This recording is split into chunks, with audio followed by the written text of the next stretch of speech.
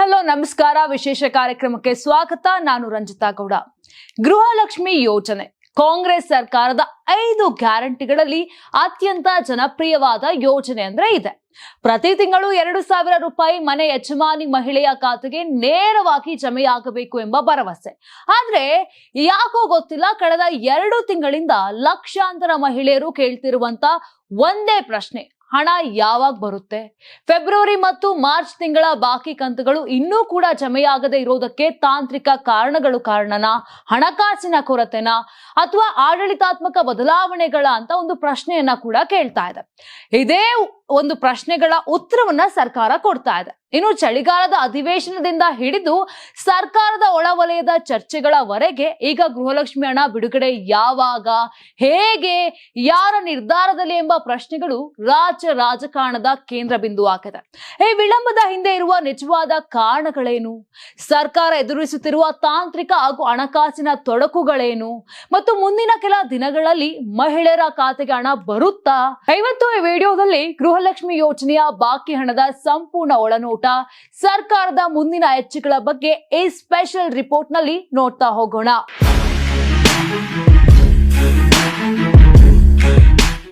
ಗೃಹಲಕ್ಷ್ಮಿ ಯೋಜನೆಯ 24ನೇ ಕಂತಿನ ಹಣ ಬಿಡುಗಡೆ ವಿಚಾರ ಇದೀಗ ಕೇವಲ ಆಡಳಿತಾತ್ಮಕ ಸಮಸ್ಯೆಯಾಗಿ ಉಳಿದಿಲ್ಲ. ಅದು ಸರ್ಕಾರದ ವಿಶ್ವಾಸ ಅರ್ಹತೆಯ ಪ್ರಶ್ನೆಯಾಗಿ ಮಾರ್ಪಟ್ಟಿದೆ. ಪ್ರತಿ ತಿಂಗಳು 2,000 ರೂಪಾಯಿ ಹಣ ತಮ್ಮ ಬದುಕಿಗೆ ದೊಡ್ಡ ಆಸ್ತಿ ಎಂದು ನಂಬಿದ್ದ ಲಕ್ಷಾಂತರ ಮಹಿಳೆಯರು ಇದೀಗ ಅನಿಶ್ಚಿತ ಸ್ಥಿತಿಯಲ್ಲಿ ಕಾಯುವಂತಾಗಿದೆ. ಫೆಬ್ರವರಿ ಮತ್ತು ಮಾರ್ಚ್ ತಿಂಗಳ ಬಾಕಿ ಮೊತ್ತ ಒಟ್ಟಾರೆ ಸುಮಾರು 5,500 ಕೋಟಿ ರೂಪಾಯಿ ಆಗಿರುವುದು ಈ ಸಮಸ್ಯೆಯ ಗಂಭೀರತೆಯನ್ನು ಇನ್ನಷ್ಟು ಹೆಚ್ಚಿಸಿದೆ.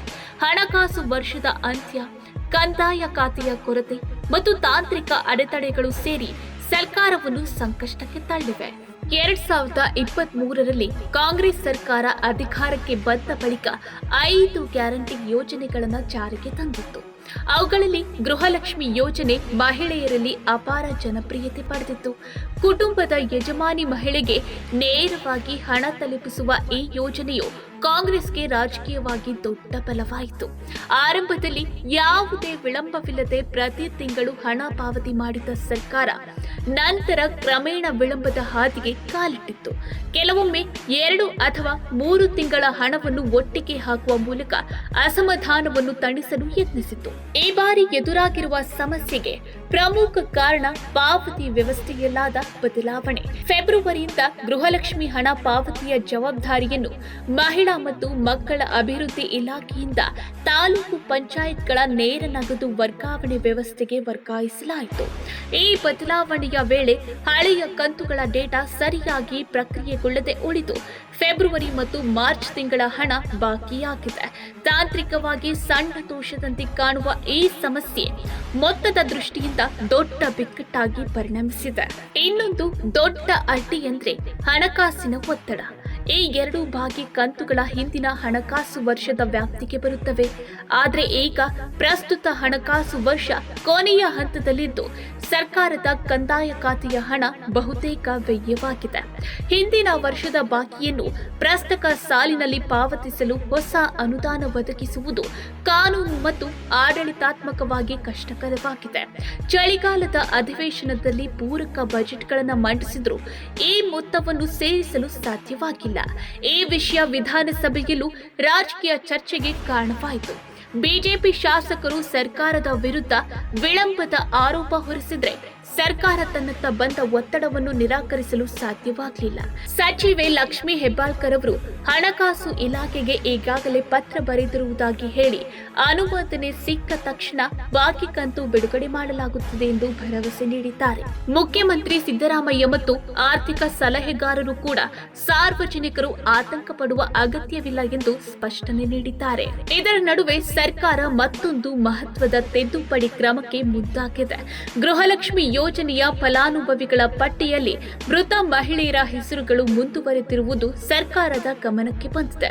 ಇದರಿಂದ ಅನಗತ್ಯವಾಗಿ ಹಣ ವರ್ಗಾವಣೆ ಆಗುತ್ತಿರುವುದು ಪತ್ತೆಯಾಗಿದೆ.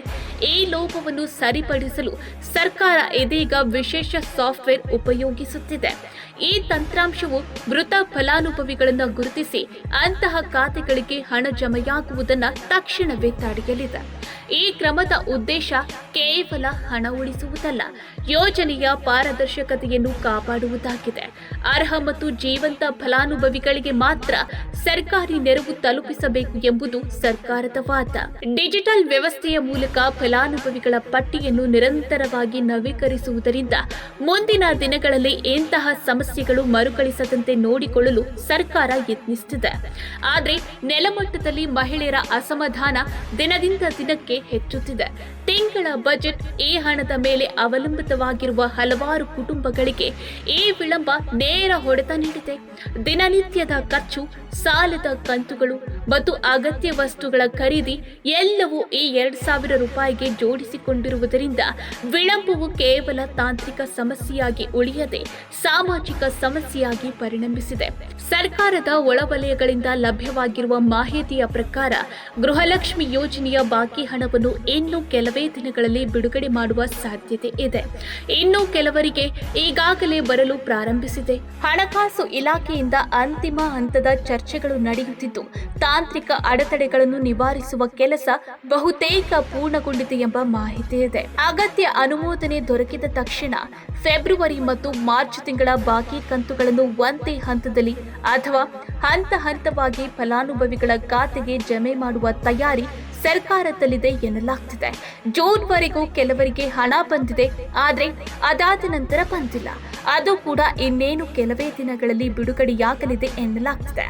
ಮುಖ್ಯವಾಗಿ ಬಾಕಿ ಹಣ ಬಿಡುಗಡೆ ವಿಚಾರದಲ್ಲಿ ಸರ್ಕಾರ ವಿಳಂಬ ಮಾಡಬಾರದು ಎಂಬ ಒತ್ತಡ ಕಾಂಗ್ರೆಸ್ ನಾಯಕರ ಮೇಲೂ ಹೆಚ್ಚಾಗಿದೆ.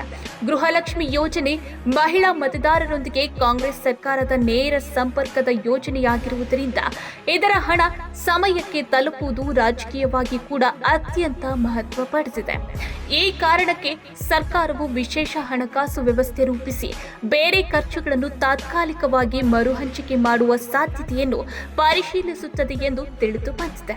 ಇದರ ಜೊತೆಗೆ ಮುಂದಿನ ದಿನಗಳಲ್ಲಿ ನಡೆಯಲಿರುವ ಸ್ಥಳೀಯ ಸಂಸ್ಥೆಗಳ ಚುನಾವಣೆಗಳ ಹಿನ್ನೆಲೆಯಲ್ಲಿಯೂ ಗೃಹಲಕ್ಷ್ಮಿ ಹಣ ಬಿಡುಗಡೆಗೆ ವಿಶೇಷ ಮಹತ್ವ ಬಂದಿದೆ. ಗ್ರಾಮ ಪಂಚಾಯತ್, ನಗರ ಸ್ಥಳೀಯ ಸಂಸ್ಥೆಗಳ ಚುನಾವಣೆಯಲ್ಲಿ ಮಹಿಳಾ ಮತದಾರರ ಪಾತ್ರ ನಿರ್ಣಾಯಕವಾಗಿರುವುದರಿಂದ ಗೃಹಲಕ್ಷ್ಮಿ ಹಣವನ್ನು ಬಿಡುಗಡೆ ಮಾಡುವ ಮೂಲಕ ನೆಲಮಟ್ಟದಲ್ಲಿ ಸಕಾರಾತ್ಮಕ ಸಂದೇಶ ನೀಡಲು ಕಾಂಗ್ರೆಸ್ ತಂತ್ರ ರೂಪಿಸುತ್ತಿದೆ ಎಂಬ ವಿಶ್ಲೇಷಣೆಗಳು ಕೇಳಿಬರ್ತಿವೆ. ಯೋಜನೆಯ ಹಣ ಕೈಗೆ ಬಂದ್ರೆ ಸರ್ಕಾರದ ಗ್ಯಾರಂಟಿಗಳ ಮೇಲೆ ಮಹಿಳೆಯರ ವಿಶ್ವಾಸ ಮತ್ತಷ್ಟು ಗಟ್ಟಿಯಾಗಲಿದೆ ಎಂಬ ಲೆಕ್ಕಾಚಾರ ಕಾಂಗ್ರೆಸ್ಗೆ ಇದೆ. ಆದರೆ ಸರ್ಕಾರದ ಮಟ್ಟದಲ್ಲಿ ಇದನ್ನು ಸಾರ್ವಜನಿಕವಾಗಿ ರಾಜಕೀಯ ಉದ್ದೇಶದ ನಿರ್ಧಾರವೆಂದು ಒಪ್ಪಿಕೊಳ್ಳುವ ಸಾಧ್ಯತೆ ಕಡಿಮೆ. ಸರ್ಕಾರದ ಅಧಿಕೃತ ನಿಲುವು ಏನೆಂದರೆ ಗೃಹಲಕ್ಷ್ಮಿ ಹಣ ಬಿಡುಗಡೆಗೆ ಸಂಪೂರ್ಣವಾಗಿ ಆಡಳಿತಾತ್ಮಕ ಮತ್ತು ಹಣಕಾಸಿನ ಪ್ರಕ್ರಿಯೆಯ ಭಾಗ. ಚುನಾವಣೆಯೊಂದಿಗೆ ಇದಕ್ಕೆ ಯಾವುದೇ ಸಂಬಂಧ ಇಲ್ಲ ಎಂಬುದು. ಆದರೂ ಸಮಯ, ರಾಜಕೀಯ ಪರಿಸ್ಥಿತಿ ಮತ್ತು ನಿರೀಕ್ಷೆಗಳು ಒಂದೇ ಹಾದಿಯಲ್ಲಿ ಸಾಗುತ್ತಿರುವುದರಿಂದ ಮುಂದಿನ ಕೆಲ ದಿನಗಳಲ್ಲಿ ಗೃಹಲಕ್ಷ್ಮಿ ಹಣ ಮಹಿಳೆಯರ ಖಾತೆಗೆ ಜಮೆಯಾಗುವ ಸಾಧ್ಯತೆ ಇದೆ ಎಂಬ ನಿರೀಕ್ಷೆ ಮತ್ತಷ್ಟು ಬಲವಾಗುತ್ತಿದೆ. ರಾಜಕೀಯವಾಗಿ ನೋಡಿದ್ರೆ ಗೃಹಲಕ್ಷ್ಮಿ ಯೋಜನೆಯ ಯಶಸ್ಸು ಕಾಂಗ್ರೆಸ್ ಸರ್ಕಾರದ ದೊಡ್ಡ ಅಸ್ತ್ರ. ಆದರೆ ಅದೇ ಯೋಜನೆಯಲ್ಲಿ ನಿರಂತರ ವಿಳಂಬಗಳು ಮುಂದುವರೆದ್ರೆ ಸರ್ಕಾರದ ಗ್ಯಾರಂಟಿಗಳ ಮೇಲಿನ ವಿಶ್ವಾಸಕ್ಕೆ ಧಕ್ಕೆ ಉಂಟಾಗುವ ಅಪಾಯವಿದೆ. ಮುಂದಿನ ದಿನಗಳಲ್ಲಿ ಬಾಕಿ ಹಣವನ್ನು ಯಾವ ಮಾರ್ಗದಲ್ಲಿ ಮತ್ತು ಯಾವ ಸಮಯದಲ್ಲಿ ಬಿಡುಗಡೆ ಮಾಡಲಾಗುತ್ತದೆ ಎಂಬುದೇ ಸರ್ಕಾರದ ನಿಜವಾದ ಪರೀಕ್ಷೆಯಾಗಿದೆ. ಒಟ್ನಲ್ಲಿ ಗೃಹಲಕ್ಷ್ಮಿ ಯೋಜನೆಯ 24ನೇ ಕಂತಿನ ವಿಚಾರ ಸರ್ಕಾರಕ್ಕೆ ಹಣಕಾಸು, ಆಡಳಿತ ಮತ್ತು ರಾಜಕೀಯ 3 ಮಟ್ಟದಲ್ಲೂ ಸವಾಲಾಗಿ ಪರಿಣಮಿಸಿದೆ. ಬಾಕಿ ಹಣವನ್ನು ಶೀಘ್ರವಾಗಿ ಬಿಡುಗಡೆ ಮಾಡಿ ಯೋಜನೆಯ ಮೇಲಿನ ನಂಬಿಕೆಯನ್ನು ಪುನಃ ಸ್ಥಾಪಿಸುವುದೇ ಈಗ ಸರ್ಕಾರದ ಮುಂದೆ ಇರುವ ಅತಿದೊಡ್ಡ ಹೊಣೆಗಾರಿಕೆಯಾಗಿದೆ.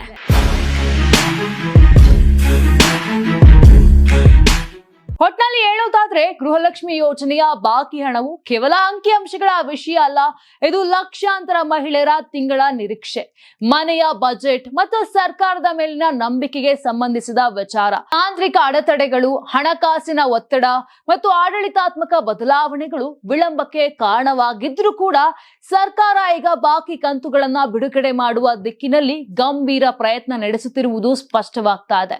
ಮುಂದಿನ ಕೆಲ ದಿನಗಳಲ್ಲಿ ಗೃಹಲಕ್ಷ್ಮಿ ಹಣ ಮಹಿಳೆಯರ ಖಾತೆಗೆ ಜಮೆಯಾಗುವ ನಿರೀಕ್ಷೆ ಕೂಡ ಮೂಡ್ತಾ ಇದೆ.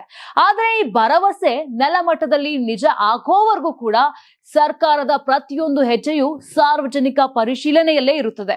ಹಣ ಯಾವ ದಿನ ಜಮೆಯಾಗುತ್ತದೆ ಎಂಬುದಕ್ಕಿಂತ ಮುಖ್ಯ ಆಗಿರುವಂತದ್ದು ಮುಂದಿನ ದಿನಗಳಲ್ಲಿ ಇಂತಹ ವಿಳಂಬಗಳು ಮರುಕಳಿಸದಂತೆ ಸರ್ಕಾರ ಯಾವ ಶಾಶ್ವತ ವ್ಯವಸ್ಥೆ ಮಾಡುತ್ತದೆ ಎಂಬುದು. ಇದಕ್ಕೆ ಉತ್ತರ ಸಿಕ್ಕಾಗಲೇ ಗೃಹಲಕ್ಷ್ಮಿ ಯೋಜನೆ ತನ್ನ ನಿಜವಾದ ಉದ್ದೇಶವನ್ನ ತಲುಪುತ್ತದೆ. ಈ ವಿಚಾರದ ಮೇಲೆ ಮುಂದಿನ ಅಪ್ಡೇಟ್ ಗಳನ್ನ ನಾವು ಕೊಡ್ತಾ ಹೋಗ್ತೀವಿ. ನೋಡ್ತಾ ಇರಿ Karnataka TV. Saptagiri NPS university ಅರ್ಪಿಸುವ ನಂದನ ಪ್ಯಾಲೇಸ್ ಸಹ ಪ್ರಾಯೋಜಕತ್ವದಲ್ಲಿ ಕರ್ನಾಟಕ ಟಿವಿ ಮತ್ತು ಆಟ್6 ವತಿಯಿಂದ ಸಂಕ್ರಾಂತಿ ಹಬ್ಬದ ಪ್ರಯುಕ್ತ ರಾಜ್ಯ ಮಟ್ಟದ ರಂಗೋಲಿ ಸ್ಪರ್ಧೆ, ಬೆಂಗಳೂರು ಸೇರಿದಂತೆ ರಾಜ್ಯದ ಹಲವೆಡೆ ಸ್ಪರ್ಧೆಯಲ್ಲಿ ಭಾಗಿಯಾಗಿ ಆಕರ್ಷಕ ಬಹುಮಾನ ಗೆಲ್ಲಿ. ಹೆಸರು ನೋಂದಾಯಿಸಲು ಕರೆ ಮಾಡಿ 9113549531. ತಾಲೂಕು, ಜಿಲ್ಲಾ ಮಟ್ಟ ಹಾಗೂ ಬೆಂಗಳೂರಿನಲ್ಲಿ ಏರಿಯಾವಾರು ಸಂಕ್ರಾಂತಿ ರಂಗೋಲಿ ಸ್ಪರ್ಧೆ. ಅರ್ಹತಾ ಸುತ್ತಿನಿಂದ ಗ್ರ್ಯಾಂಡ್ ಫಿನಾಲೆ ತನಕ ಪ್ರತಿ ಹಂತದಲ್ಲೂ ನಗದು ಬಹುಮಾನ. ಅರ್ಹತಾ ಸುತ್ತಿನ ಮೊದಲ ಬಹುಮಾನ 5,000 ರೂಪಾಯಿ. ಅರ್ಹತಾ ಸುತ್ತಿನ ದ್ವಿತೀಯ ಬಹುಮಾನ 3,000 ರೂಪಾಯಿ. ಅರ್ಹತಾ ಸುತ್ತಿನ ತೃತೀಯ ಬಹುಮಾನ 2,000 ರೂಪಾಯಿ. ಫಿನಾಲೆಯ ಮೊದಲ ಬಹುಮಾನ 30,000 ರೂಪಾಯಿ. ಫಿನಾಲೆಯ ದ್ವಿತೀಯ ಬಹುಮಾನ 20,000 ರೂಪಾಯಿ. ಫಿನಾಲೆಯ ತೃತೀಯ ಬಹುಮಾನ 10,000 ರೂಪಾಯಿ. ಒಟ್ಟಾರೆ 5 ಲಕ್ಷ ನಗದು ಬಹುಮಾನ ವಿತರಣೆ.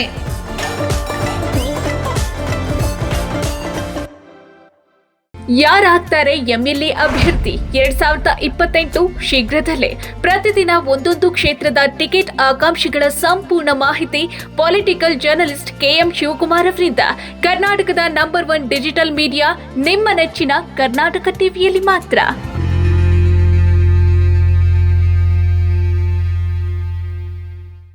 ನೀವು ಸಣ್ಣ ಆಗ್ಬೇಕಲ್ವಾ? ಅದು ಒಂದು ಉತ್ತಮ ಆಹಾರದಿಂದ ಸಣ್ಣ ಆಗ್ಬೇಕಲ್ವಾ? ಪ್ರತಿದಿನ ನಮ್ಮ ಜೀನಿ ಸ್ಲಿಮ್ ನ ಯೂಸ್ ಮಾಡಿ ಯಾವುದೇ ಸೈಡ್ ಎಫೆಕ್ಟ್ ಇಲ್ದಂಗೆ ನೀವು ಸಣ್ಣ ಆಗ್ತೀರಾ.